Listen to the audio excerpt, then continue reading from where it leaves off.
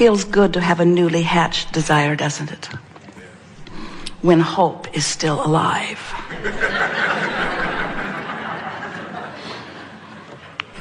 What about those desires that you've hatched a while ago that have not yet come to fruition or manifestation? Still feel frisky about those? That's the real test, isn't it? When we say, do you know what you want? And you say yes. And then we say, and do you like having desire pulsing within you? And most people only say or mean yes to that when the desire that is pulsing has either shown evidence of manifestation or has already manifested, or they are hopeful it feels close by. But when you have a desire and a doubt about its achievement, then you don't like that desire so much. And that's the thing we want to help you get over. We want all desires to feel fresh and frisky to you, because all desires are possible, and we want to be so bold as to say all desires are not only possible, they're possible to be accomplished in a very short period of time, provided you become a vibrational match to them. When you have a desire, something that you want, and you are pessimistic about it, you're not a vibrational match to it, and you could hold it off indefinitely. When you want something and you don't believe that you can achieve it, you hold it off indefinitely. Your vibration that you run around in all day, those thoughts you think and those feelings you have, your attitude, your mood, your personality, the way you feel about everything is your indicator of where you are vibrationally in relationship to a desire. And we want to say something in a bold way that you may not have heard us say before, because we may not have ever said it before this clearly.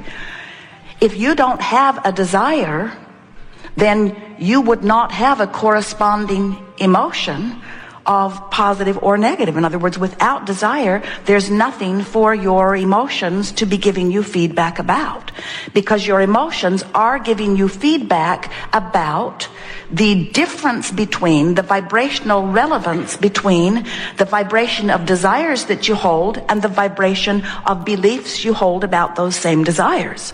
You just cannot move around in your physical world having exposure to life without desires being born all day, every day.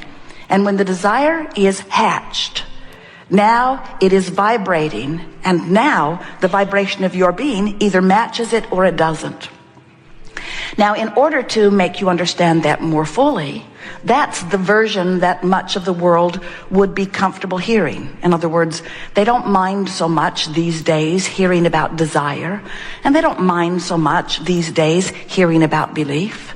And they're beginning to get the idea that law of attraction, the vibrational manager of all things, is always bringing you something that is equivalent to how you usually feel about every subject in the world. But in order to really understand your creative endeavor, in order to really understand why some things are working for you and why others aren't, you've got to get a handle on your emotions, because your emotions give you moment by moment, play by play feedback about the vibrational relationship between who you have become since you launched this desire. And that requires a bigger explanation of the larger part of who you are. Everything that ever becomes what you call real life manifested reality was a vibration first. Nothing happens that isn't preceded by plenty of vibration. That's why your planet was thought into being long before the physical manifestation began to take place. It's hard for you to wrap your thoughts around it because you can't step back far enough to see that beginning creation, but you certainly can step back far enough to recognize that the thoughts that you chronically or systematically hold as you beat the drum of them, positive or negative, begin to show up in your life. Manifestations are directly related to the habit of thought that you think, and that's what a belief is. A belief is just a thought you keep thinking. Now, you've picked up a lot of your beliefs from those around you, and the thing that's interesting about beliefs is you think that beliefs are believable. Not only that, you think that beliefs ought to be believable because When you believe it, it happens, so you say it's real. So this is a valid belief, you say. I've got proof that this is a valid belief because there's the evidence. And we say, so? Anything you give your thought to will manifest. Don't let that be your criteria. Oh, this horrible thing is real, therefore I will give it my undivided attention. Oh, see, it was real, it got me too. And we say, it didn't get you because it is reality, it got you because you gave your attention to it. Anything you give your attention to, you activate in your vibration, and when you activate it in your vibration, it's like saying, come to me.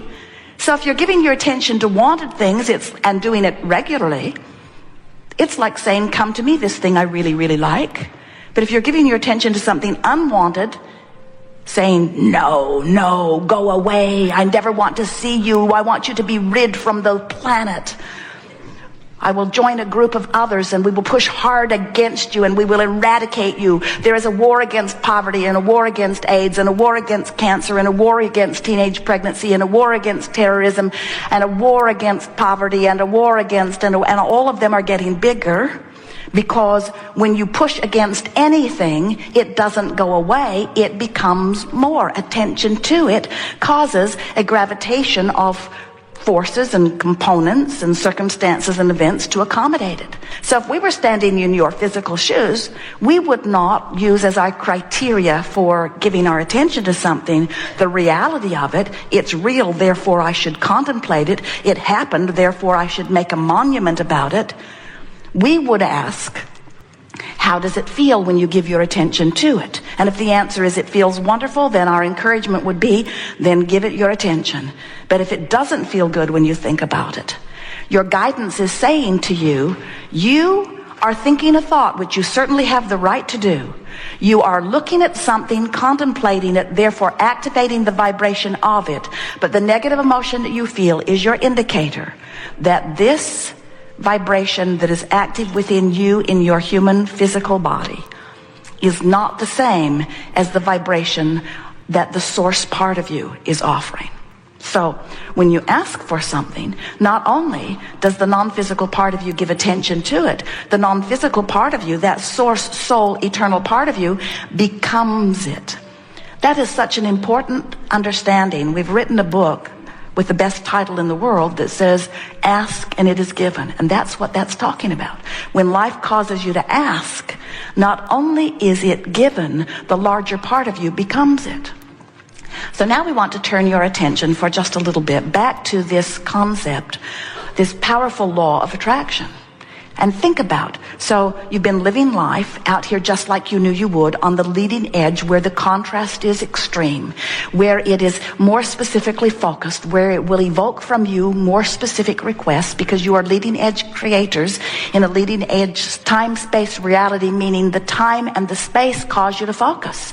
You're not thinking about last lifetime or what it was like before you were born. You are focused into this time and this space. And there is a continuity about this time and this space, because as you stand on the platform that you call my now reality, it gives you a framework with which to intend or to desire or to specify improvement. And so as life causes you to ask and the source energy part of you embraces that asking, now the bigger part of you, the non-physical part of you, the eternal part of you stands in that vibrational countenance, and best part ever, law of attraction responds to that vibration. Now, what that means to you, it is so important for you to know that. What that means to you is that that larger part of you from which you can never sever yourself. In other words, sometimes you think, oh, I was dead and now I'm alive. Not true. You are alive and alive and alive and alive. And as you understand your relationship to that greater source and resource of life, now picture that part of you in that vibrational realm having expanded because of all that you've been living and asking for.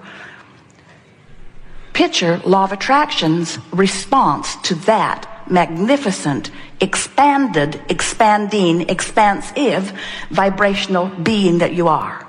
So here is this vortex. We want to find a way to demonstrate it. We want you to feel the power of this vortex this vortex of attraction. And hear these words: all cooperative components are being drawn to the fulfilling of that request. All cooperative components, meaning law of attraction says that which is likened to itself is drawn, like radio signals. You can't set your radio dial on 6:30 a.m. and hear what's being broadcast on 98.7 FM. The frequencies have to match up. So all components to these requests, think about what you've requested: abundance and well-being and clarity and wellness. In other words, think about what life has caused you to define, and think about this expanded version, just like the version of you that existed before you came forth into this physical body. This version of that which will manifest in physical form for you is manifesting and taking shape in this vibrational reality. Now, if you can wrap your thoughts around that and try just a little bit to accept the reality of this vibrational reality, you're most of the way to the creation of all of the things that you want.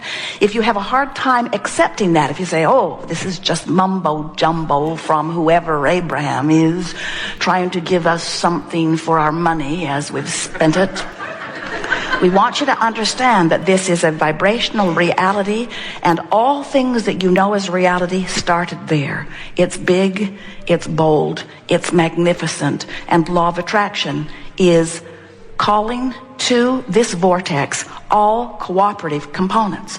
So let's say you don't have enough money. You've been asking for money. And as we've been watching you over time and getting a sense of your vibration, we got to tell you, you've put veritable fortune in your vibrational escrow. You've been asking with intensity for some time now.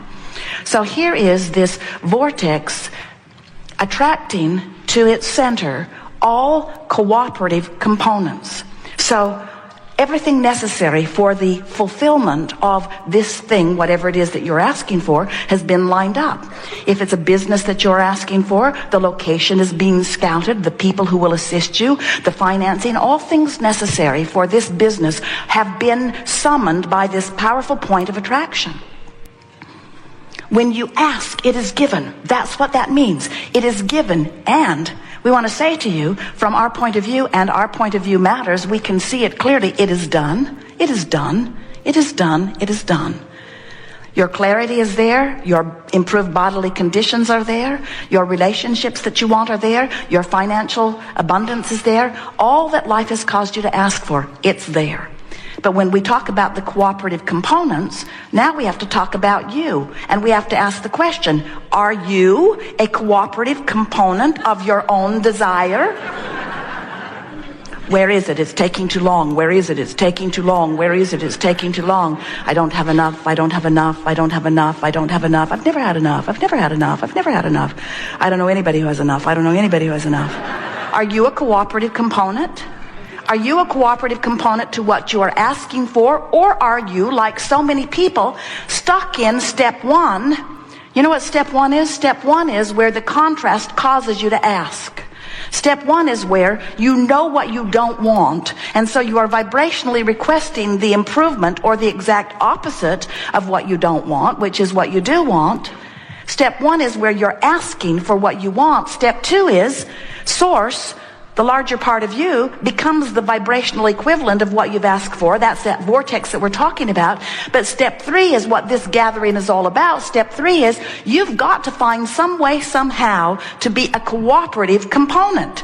You've got to figure out how to get in that vortex yourself, because everything you want, all the clues, all the paths, all the evidence, all of the suggestions, all of the great ideas, all of the rendezvous points, they're all in that vortex. And you got to get in there. And you know what it feels like when you are in there? It feels really good. It feels interesting. It feels fascinating. It feels exhilarating. It feels exciting. You feel passion. You feel love and appreciation and enthusiasm. When you are consistently hanging around in those vibrations, you're in the vortex. And when you hold that vibration for just a little bit of time, what happens is you begin to see the evidence of it. Haven't you ever walked side by side with someone you know, maybe a friend, maybe a family member, and what you see from life looks so different from what they see from life? When you get in the vortex, you begin seeing life through the eyes of source, because you and that which is source are one vibration.